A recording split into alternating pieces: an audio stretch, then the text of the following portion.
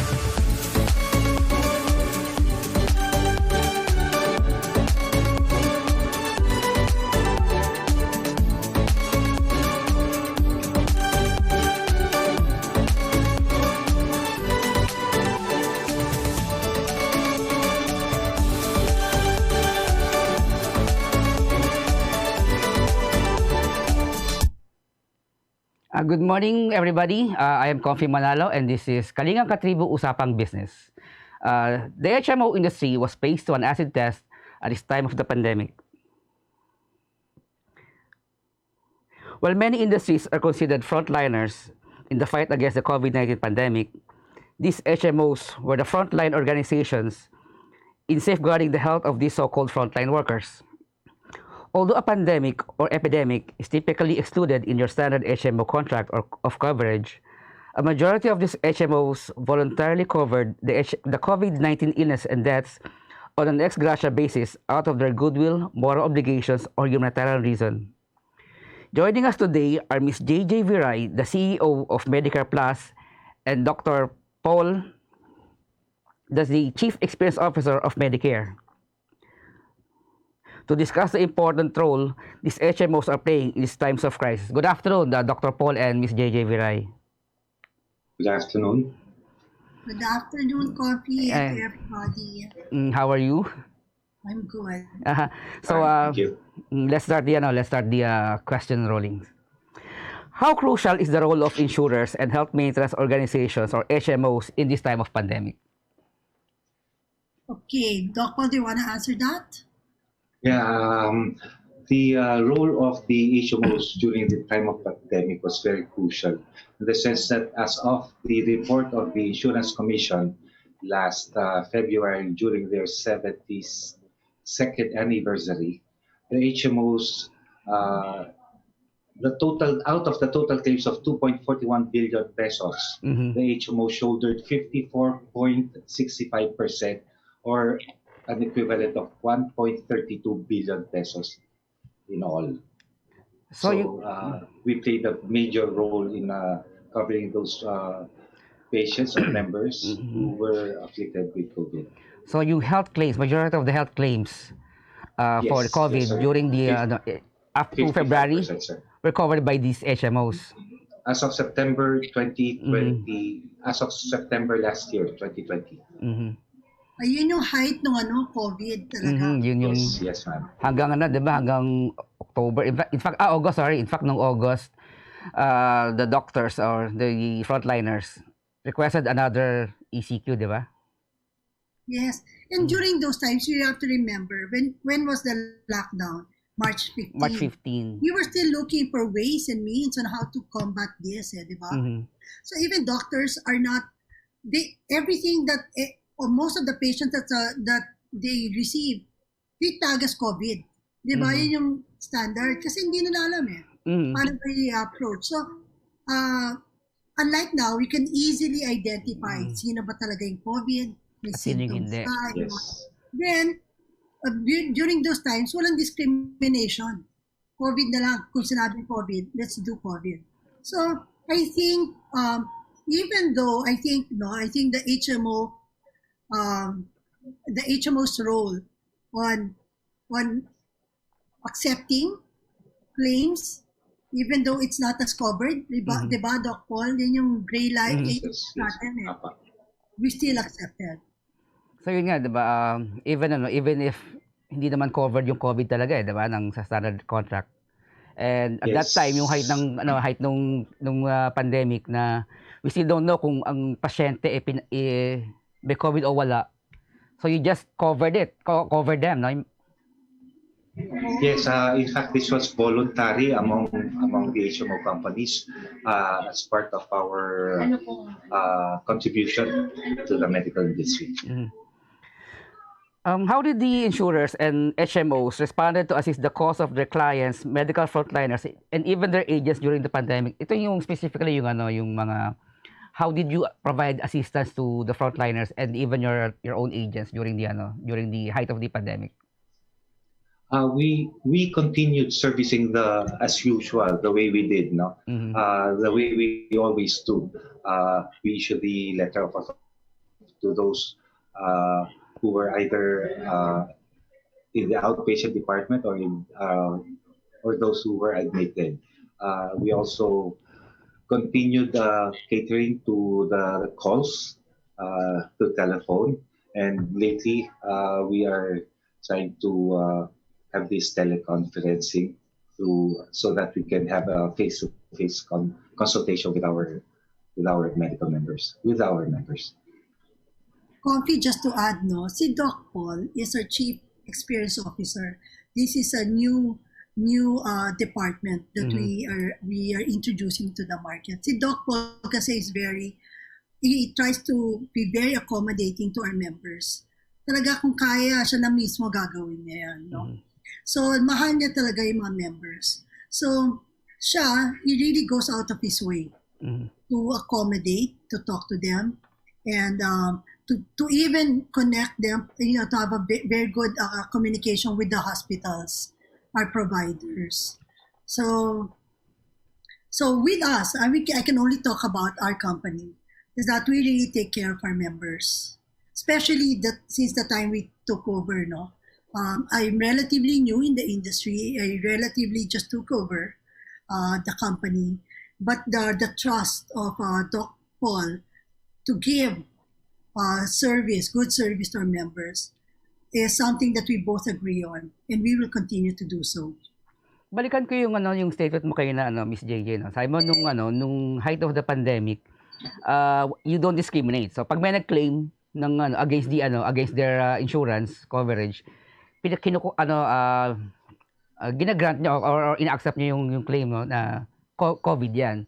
Do you have data on how much yung spike ng claims during the pandemic as against yung normal year nyo?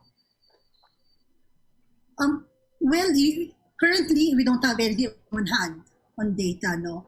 But siguro offhand, what we can say is, I don't know if there is really a spike, but the continuity is there of the nature of the claims. Ang lang namin, na-notice rin naman natin is, hindi magki-claim kung hindi naman talaga kailangan. Yun ang nakita natin bago. Unlike before, mas liberated yung pag-claim nila. Ngayon, siyempre mas cautious yung mga tao kasi pandemic. May COVID component na natatakot yung mga tao mahawa. Diba? So yung nagki-claim talaga Comfy, yung mga kailangan talaga. Diba? Yun yung mga cases. Am I right, Doc Paul? Yes, ma'am.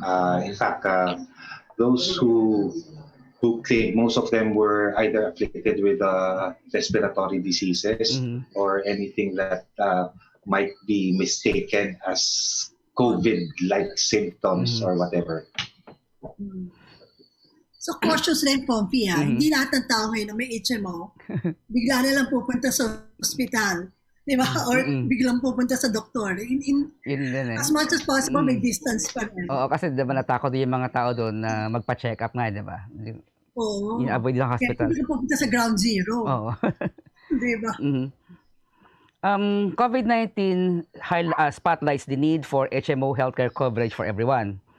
Has this affected the retention business for HMOs, and are these enough to offset the business losses from closures and job losses caused by the pandemic? Okay. Uh, Yeah. Doc Paul, maybe I can answer that. yes, please. Yung losses is not because people don't want it. It's because we were all stuck at home. Mhm. Diba? Yung normal course of doing business, natigil yun temporarily. Mhm. So, I think the losses is because we were not able to go out of and do our normal task of talking to members, acquiring, di ba? Ngayon naman na bumabalik na sa normal, starting January, maganda yung pick-up natin, Doc Paul, no? Na January, nakikita namin na mas regular na. Kasi nag-i-ease out there. Yung mga restrictions, and people are more confident with how the situation is being handled by our local health workers, our government, and even our national and both local government. So meron ng yung build on yung confidence to do and to transact business is little by little going back to its normal pace. So I think makaka-recover, no? Unusual talaga yung last year, Pompey. Unusual talaga. But we are very positive because health is an essential component of our lives. We see more and more people getting a plan, especially individual clients. So marami kaming ganyan. Online, madami kaming increase every day. So nakikita namin, it is already a necessity. Am I right, Doc Paul? You might want to add. Yes, ma'am. You're very, very right on that aspect.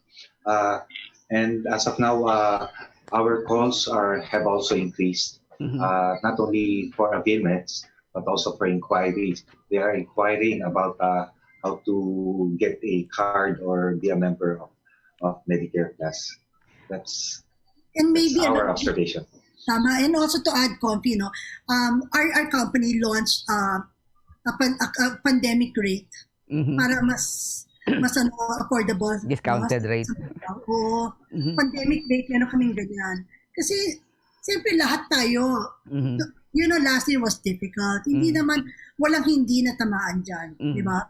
Miski na yung pinakamayaman, natamaan pa rin sila. Meron silang mga tao, meron silang mga staff nila natamaan, and they have to let go. But we want that people still be covered. Kasi, nandiyan yung universal health plan act ng presidente, but kulang yun eh. It has to be augmented by an insurance. So we came up with a pandemic rate, no, that is more relevant and affordable to everybody, and we came up with other products that is more affordable for the particular need. So meron kami ganyan dinidevelop na products. Yung sabi na bakit mo kaya na merong increase ng inquiries from individual members. Mas dumami ba ngayon to compared sa last figure? And then yung naman yung mga corporate accounts, diba? Kasi majority ng account ng HMOs are corporate accounts eh. So are we retaining yung mga corporate accounts, and yung mga individual inquiries ba merong masabi natin significant na increase ng inquiry from them? Kami, sa atin, di ba, Doc Paul, nag-reverse na eh.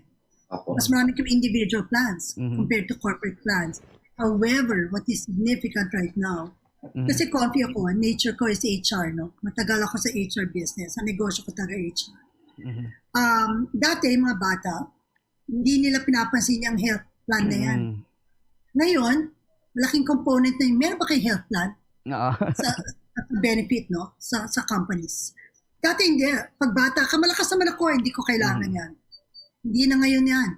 It is a benefit that makes their company more competitive compared to their competitors, no? So, nakita natin yan. Pero nakita rin namin a surge on individual plans, going out of their way to get plans for themselves and for their families. Nakikita namin yung uptake na yun. Dati kasi, 80-20, di ba, Doc Paul? 80% coming from corporate clients. And this is not only from our company. This is a data that came from IC. 90-10 yan. 90% comes from corporate clients, 10% are enrolled individually, voluntarily. So malaki yung disparity. Ngayon hindi. There is a surge. Tumataas na ngayon yung individual plans, going out of their way. Walang brokers to, Confi, ha? Diretso tumatawag sa kumpanya, pwede ba kami mag-enroll? Pwede ka ba enroll yung pamilya ko? So that's what we see as a trend. Follow up ko lang yung, diba, nabanggit mo na you came from the HR. Dati hindi pinapansin ng mga aplikante yung health benefits, pero now it's one of their concerns. Do you think it will give companies advantage to hire or retain more employees if they have HMOs as part of their benefits? Yes, definitely. You have to remember, nag-downsize ngayon. I don't think, Confi, that yung babalik agad yung pag-recruit na maramihan na tao. Pag nag-downsize ka, your tendency is to keep your company afloat, is to keep your current staff, di ba? And your current staff will now demand for an HMO, for a health plan, di ba? If you want to keep them there, it's a retention program. You will give it to them. Because some companies will. Actually, yun ang nagiging offering. Meron kaming HMO. Meron nga akong na-interview kasi kami we're hiring, no? I'm thankful that our company is hiring. Ang unang tinatanong ng aming candidates, meron pa kayong pa-health plan? I mean, HMO na nga kami, di ba? So of course, meron kaming health plan. So it gives you due advantage, definitely.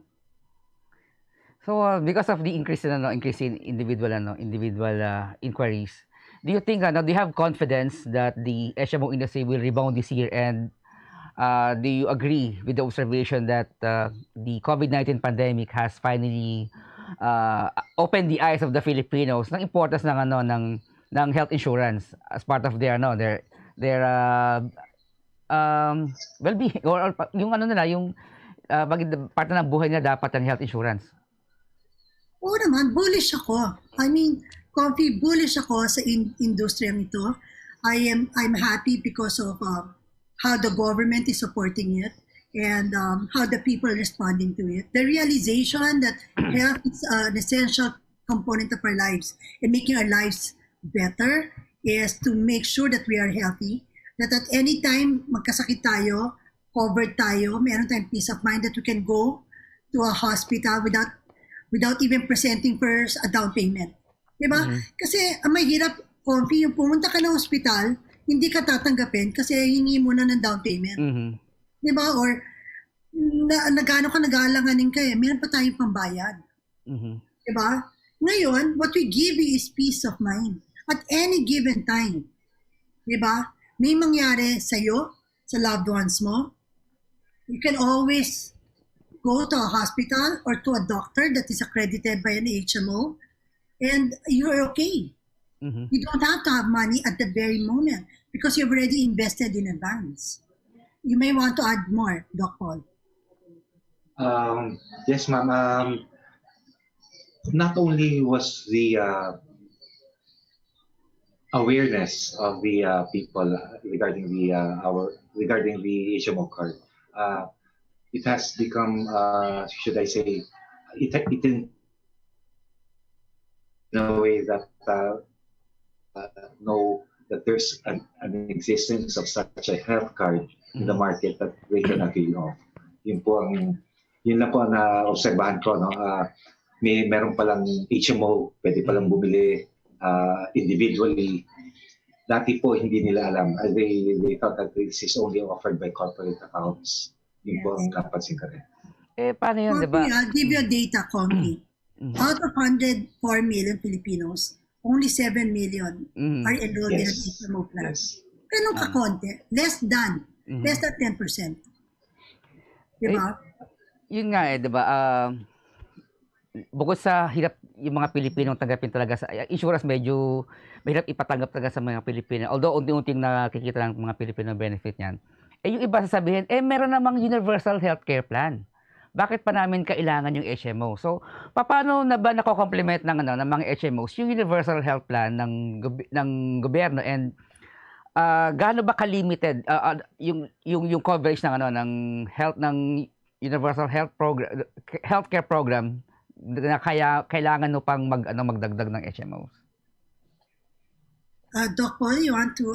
I really still don't know the whole aspect of this UHC, no. But from what I heard or learned before, is that the UHC is tapping the HMO industry to be its partner in terms of providing medical services to the Filipino people, not only to its members. No, I think the role of the HMO here will be to act as a primary healthcare unit of the government, so that at least at the very first level, the service will be given to almost all Filipinos. Yes. And to add to that, Confi, yung PhilHealth, sila yung primary provider, no? Kami secondary. Ang kino-cover lang ng PhilHealth is yung dapat you've stayed 24 hours, naka-confine ka for 24 hours. Kami hindi. Diba? So, yung initial na confinement mo, hindi ka pa 24 hours, maka-cover namin. Depende yan sa coverage ng plan mo. Diba? You can choose your plan. So, yun ang main difference. Tama yung sinabi ni Doc Paul. We are in partnership with the Universal Health Act of the government. Supplemental kami. Yes. Supplemental kami sa kanila.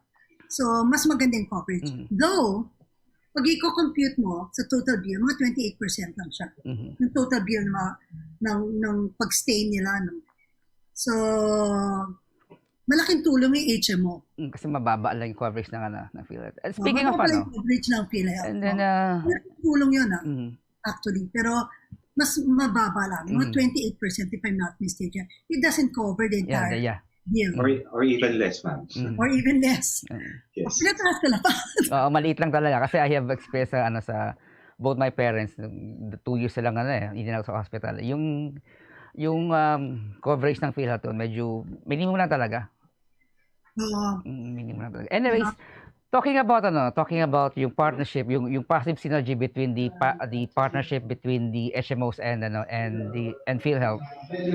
Merong proposal ngayon ang Congress na yung vaccination program is ibigay sa mga HMO accredited clinics because mas according to their survey, mas nagtitiwala yung publiko sa mga HMO accredited clinics compared sa mga PhilHealth accredited or government accredited hospital. So, what's your comment on that proposal? Okay. Actually, this is a behavior and a study that is supported, worldwide. The first, yung untrusted institution talaga, by people, automatic yan. It's the government. Always yan. Behavioral yan eh. They trust private entities all the time. So, we see that there is a demand for private clinics or accredited clinics by IC or by an HMO ang pupuntahan una. And we also see this from government institutions wherein they enroll their staff into an HMO plan, no? So, and na sila, government na sila, no? Maraming ganon. It's a trust. And not because the government is not doing anything about it, but kasi yun ang parang naging behavior ng tao. Diba? You're always critiquing the government. Baka the service is not prime or VIP, no? And that's why yun ang advantage ng HMO. Kasi meron kami standards na dapat i-meet. Kasi, ino-audit kami ng IC. Diba? Meron kang pupuntahan to complain to. Diba? I think that's our advantage. If you go to a government, ang next na complain mo is the president. Parang ganun ang dating. Diba? Kung sa president, parang ang layo, you feel so helpless. But for an HMO, there are really a lot of avenues for complaint and assistance. Doc Paul, you might want to add. Not only that, no, ma'am. The way I look at it, karamihan po yata ng mga the reason why they want to get the HMOs as their partners is because they trust HMOs more than the government is because most of the PhilHealth members are required to pass by government facilities first, the municipal hospital, before they can go to the private. Yun po ang pagkakaalam ko doon. No? Kaya po, they want to have access to private hospitals, and this is where the HMO has advantage over the others. And facilities siguro, Kofi. Yes. Facilities that we offer. Facilities. Yes, world class. For all. Di ba? We only accredit clinics that are world class also. So, what are the medical products that will benefit medical frontliners? Pero bago natin sagutin yan, magbe-break muna tayo. Babalik. Manong Joe po. At Ate Maita, Good news! Bumaba ng 7 centavos per kilowatt hour ang overall electricity rates ngayong buwan. At para sa mga Lifeline customers na 100 kilowatt hours at pababa ang konsumo, extended ang no disconnection hanggang March 2021 ayon sa DOE. At kung may tanong po dito o sa inyong bills, kung ano ang nabayaran na o babayaran pa, nakahanda ang customer care representatives namin. PM is key. Safe pa. mahalaga talaga ang safety. Kaya may bright ideas tayo para dyan. Uso ang mga UV devices para safe sa virus sa mga gamit natin. At ang konsumo, safe din kasi wala pang piso kada gamit. Maging UV wand, UV table lamp, o UV sprayer man. Abot kaya! To learn more, visit our website. Hanggang sa susunod na Meralco Advisory!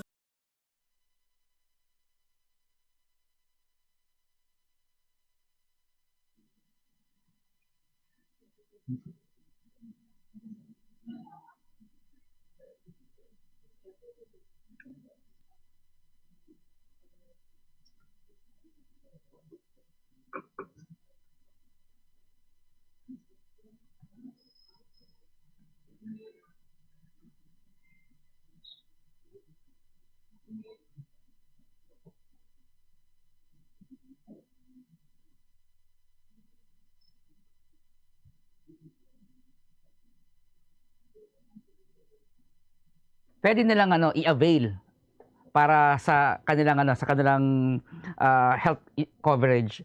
So, balikan natin yung tanong kanina, Miss Jayjay and Dr. Paul. What are the medical products that will benefit medical frontliners? Doon tayo sa frontliners. Wala naman kaming specific na plan just for frontliners. Mm-hmm. Kasi all naman our plans are approved by IC. Mm-hmm. So yung current plans namin is we can go by the individual plans, no? Mm-hmm. Or if they are in part of a hospital and it's a part of their benefit and they're enrolled with us, then we have the corporate a plan. Most of the coverage is standard, and Doc Paul might want to add to that, no? But basically, what we offer is the standard plan that is also offered by other HMO providers. Yes. Yeah, I don't think I have anything to add to that. But they have they have a specific plan or product for SMEs. Yes, like what we said, no. What the product is the same. It's really the price point. Mm-hmm. No? Yun ang tinitignan namin. At saka something that is more affordable. Yung SMEs naman kasi they cannot afford bigger plans, no? Mm-hmm. So, inaano lang namin yan. Binibigyan namin ng magandang pricing na affordable for a startup or for an SME company. We tailor fit the benefits according to their budget, sir. Mm-hmm. Yes. So yung diba sabi niyo meron kayong pandemic rates. Can you discuss yung pandemic rates nito?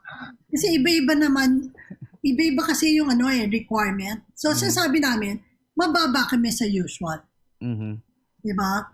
Kung kunwari, let's say lang, yung dating rate ninyo is average nyo, let's say lang, mga 15,000 or we're lower than that. We're at least 10 to 20% lower than that.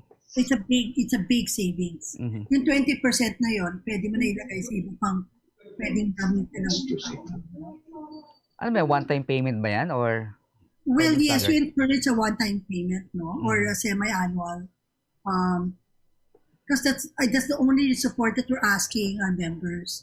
You help us with these payment terms and agree with us. Because that's the only way we can service more clients. The reason why we are able to bring down our rates is because our overhead is also low. Diba? We keep it, nagdo-double time na lahat kami. Nagmo-multitask na kami. Diba? Para lang we can service our clients and we can keep our expenses low.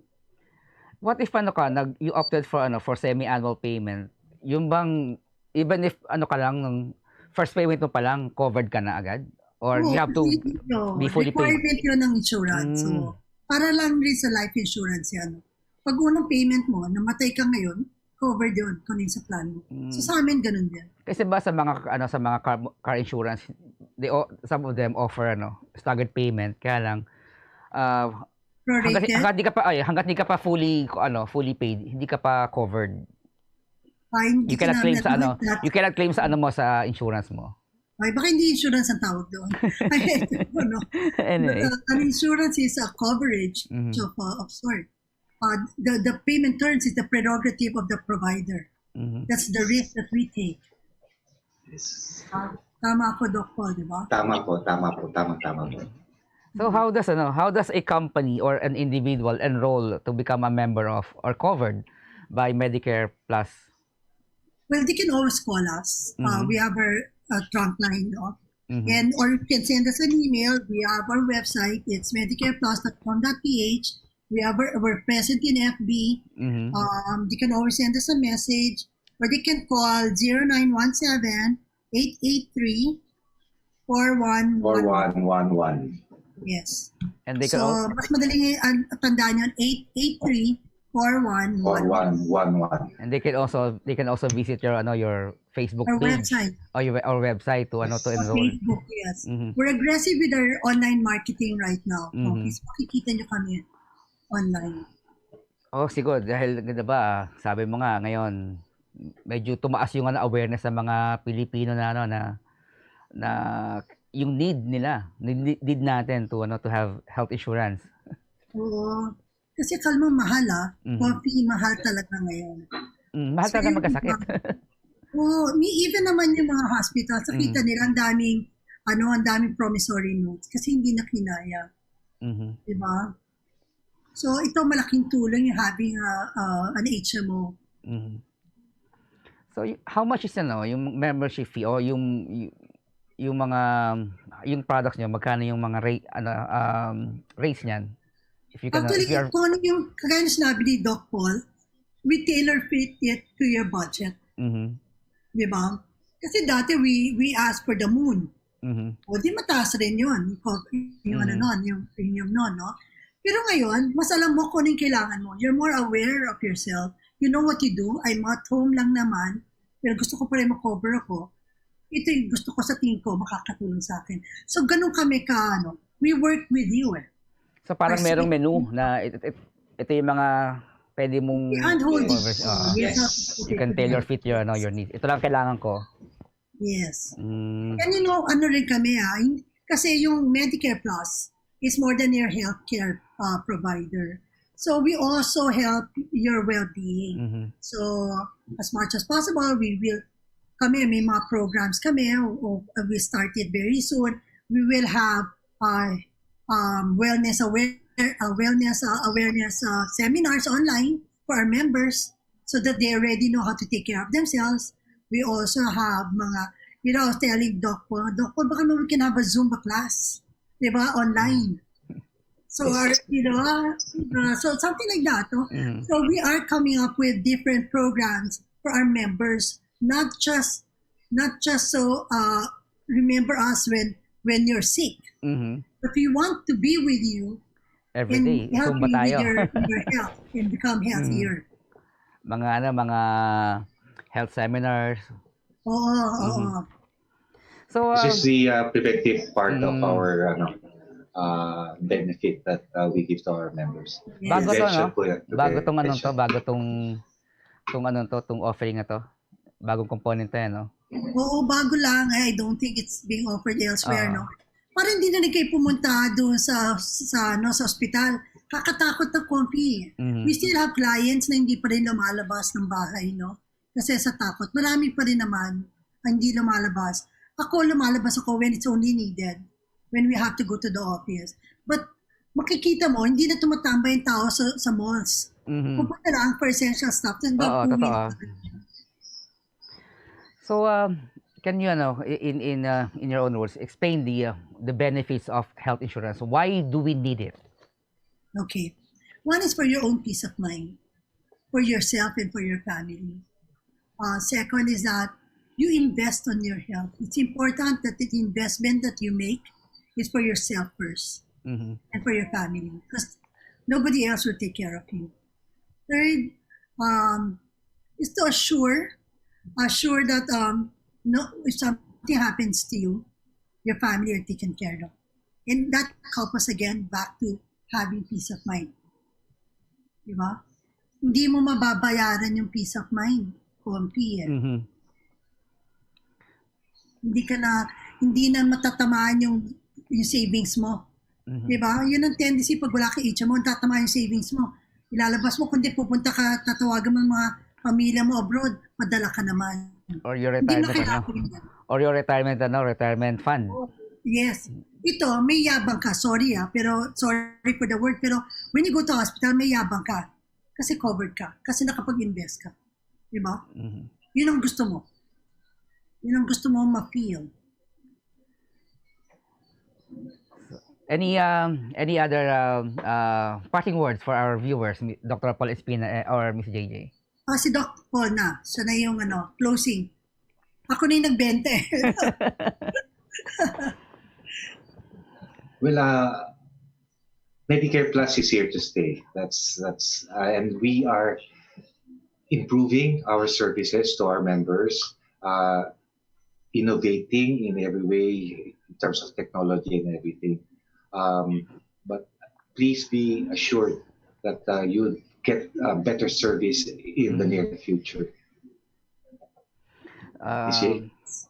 Thank you very much po, Dr. Paul Espina and Miss Jayjay Viray. I hope we can see you again. Siguro sa iba pa naming shows, yung meron kaming show with Miss Cory Quirino. So we want to have you again and discuss naman yung other health benefits ng HMOs. So I hope, dear viewers, we learned the importance of HMOs. There are an estimated 7 million Filipinos currently covered by HMOs. This number is seen to increase as Filipinos now realize the benefits of health insurance. Although HMOs have not been recognized for the services they render, the COVID-19 pandemic has changed that. While Filipinos are known to break habits the hard way, the fear of infection by the global pandemic has given medical utilization a boost. And hopefully, we are seeing a new trend when we put more value on our health and wellness. Again, this is Coffee Manalo, and this is Kalingang Katribu Usapang Business. See you again next week. Thank you very much. Thank you, Ms. Jayjay and Dr.